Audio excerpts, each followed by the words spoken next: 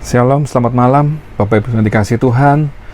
Selamat berjumpa kembali dalam program My Way, satu program renungan singkat yang akan memberkati kehidupan kita dalam damai sejahtera Tuhan sebelum kita beristirahat malam hari ini. Dan malam hari ini saya akan membahas tentang satu tema tentang berdoa. Mengapa kita perlu berdoa? Saya rasa Bapak Ibu Saudara sudah tahu jawabannya.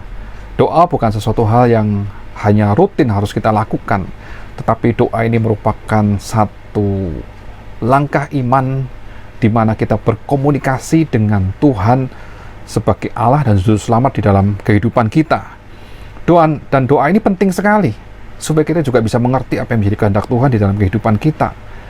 Kalau kita tidak berdoa, seringkali kita melewatkan pesan Tuhan, seringkali kita tidak sadar bahwa Tuhan sedang berbicara kepada kita. Seringkali kita lupa akan segala kebaikan Tuhan. Jadi memang berdoa ini adalah sesuatu yang wajib dan harus kita lakukan, tetapi bukan menjadi satu kewajiban atau rutinitas yang harus kita lakukan, tapi doa ini harus menjadi satu kerinduan, satu kebutuhan. Doa ini harus menjadi suatu hal yang sangat penting di dalam kehidupan setiap orang percaya. Karena inilah jalur komunikasi kita dengan Tuhan, di mana kita bisa lebih meningkatkan kepekaan kita akan suara Tuhan. Ya. Saya ingin bercerita tentang satu kisah, di mana saya baca cerita ini, saya browsing dan saya menemukan satu cerita tentang jam tangan yang berdetak. Dan saya ingin bagikan kisah ini buat kita semua. Suatu waktu ada sekelompok orang yang sedang bekerja memotong bongkahan es dari sebuah danau yang membeku, lalu menyimpannya di dalam gudang es. Nah, tiba-tiba seorang dari mereka menyadari bahwa jam tangannya hilang di dalam bangunan yang tidak berjendela itu. Lalu ia dan teman-temannya berusaha mencari, tetapi semuanya itu sia-sia. Nah, setelah mereka semua menyerah, ada seorang bocah laki-laki kecil yang melihat para pekerja itu meninggalkan gudang es, dan anak kecil itu justru masuk ke dalamnya. Dan tidak lama kemudian, anak itu keluar sambil menenteng sebuah jam tangan.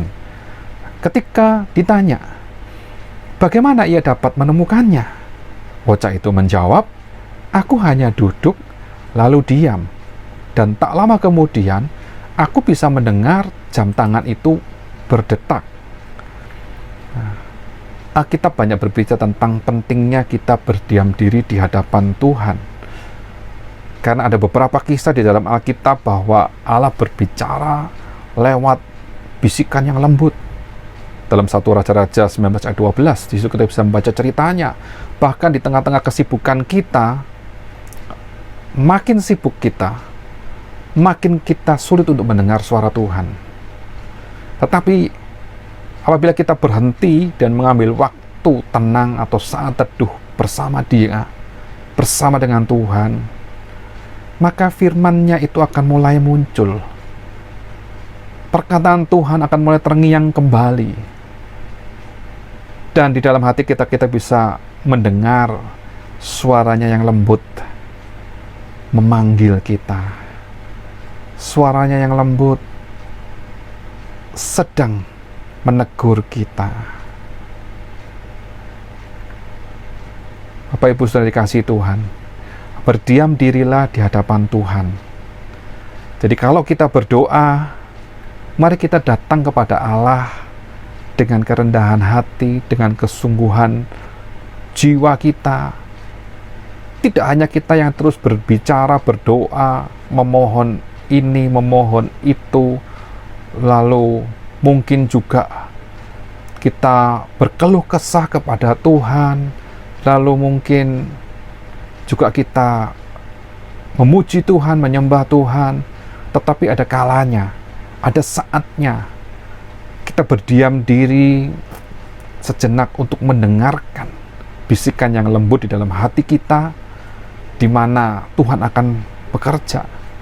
Dan kalau kita lihat dalam kisah di dalam firman Tuhan di dalam Alkitab, bagaimana Tuhan Yesus menegur murid-muridnya karena tidak sanggup berjaga-jaga 1 jam dengan aku. Kalau kita baca dalam Matius 26 ayat 40, setelah itu ia kembali kepada murid-muridnya itu dan mendapati mereka sedang tidur. Dan ia berkata kepada Petrus, "Tidakkah kamu sanggup berjaga-jaga 1 jam dengan aku?" Di ayat yang sama, Markus 14 ayat 37. Setelah itu ia datang kembali dan mendapati ketiganya sedang tidur. Dan ia berkata kepada Petrus, "Simon, sedang tidurkah engkau? Tidakkah engkau sanggup berjaga-jaga 1 jam?" Tuhan bertanya kepada murid-muridnya. Tuhan sudah mengingatkan bahwa kita harus berjaga-jaga, harus berdoa. Tetapi murid-murid Tuhan Yesus pun malah tertidur. Dalam Matius 26 ayat 41, firman Tuhan berkata, "Berjaga-jagalah dan berdoalah, supaya kamu jangan jatuh ke dalam pencobaan. Roh memang penurut, tapi daging lemah." Jadi mereka yang tidak berdoa, mereka yang tidak dekat dengan Tuhan, saat pencobaan datang tidak memiliki kekuatan untuk menghadapinya. Dan seringkali yang dilakukan adalah justru lari meninggalkan Yesus.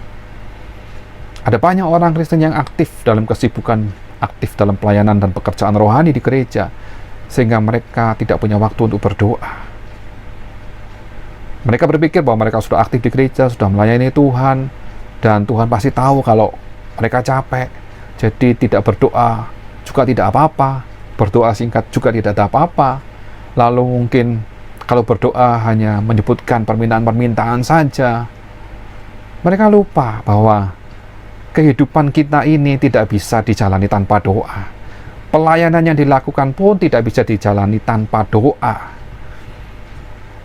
Dalam Yakobus 5 ayat 15 dan 16, Yakobus 5 ayat 15 dan 16, firman Tuhan berkata, "Dan doa yang lahir dari iman akan menyelamatkan orang sakit itu. Dan Tuhan akan membangunkan dia, dan jika ia telah berbuat dosa, maka dosanya itu akan diampuni. Karena itu hendaklah kamu saling mengaku dosamu dan saling mendoakan, supaya kamu sembuh. Doa orang benar, bila dengan yakin didoakan, sangat besar kuasanya." Sekali lagi firman Tuhan menjelaskan kepada kita bahwa kuasa doa sangat besar. Kita melihat bahwa dalam pelayanan Tuhan Yesus pun Tuhan Yesus mengajarkan dalam Matius 17 ayat 21, ada orang yang kerasukan setan dan murid-muridnya tidak bisa mengusir setan keluar dari orang yang dirasukinya, tapi Tuhan bisa melakukan semua itu. Dan Tuhan Yesus berkata, jenis ini tidak dapat diusir kecuali dengan berdoa dan berpuasa. Di sini kita melihat bahwa doa ini besar kuasanya. Doa yang dilakukan, yang lahir dari iman. Iman yang murni, yang kudus di hadapan Tuhan. Doa yang dilakukan dengan sikap hati yang benar di hadapan Tuhan.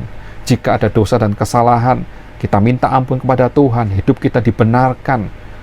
Kita diampuni dari segala kesalahan kita. Kalau kita berdoa untuk orang lain, maka doa itu akan besar kuasanya. Doa itu akan memiliki power yang membuat kehidupan kita benar-benar merasakan dan mengalami mujizat dari Tuhan. Dan Bapak Ibu Saudara yang dikasihi Tuhan, mari kita sekarang memiliki pengertian yang benar tentang doa, di mana kita datang kepada Tuhan di dalam doa yang merupakan jalur hubungan pribadi kita dengan Tuhan Yesus yang adalah Allah, Tuhan Juru Selamat yang berdaulat atas kehidupan kita semua, di mana kita perlu ada waktu dan saat kita berdiam diri, supaya kita bisa belajar mendengar suaranya, supaya firman yang kita baca, kebenaran firman Tuhan yang kita dengar, akan berbicara untuk hidup kita. Kita mengetahui apa yang harus kita lakukan di dalam kehidupan ini. Dan saya yakin, saya percaya, kehidupan yang dipenuhi dengan doa, kehidupan yang didasari dengan doa adalah kehidupan yang sesuai dengan kehendak Allah. Dan Allah akan memberkati kehidupan kita semua. Puji Tuhan, selamat malam, Tuhan Yesus memberkati. Amin.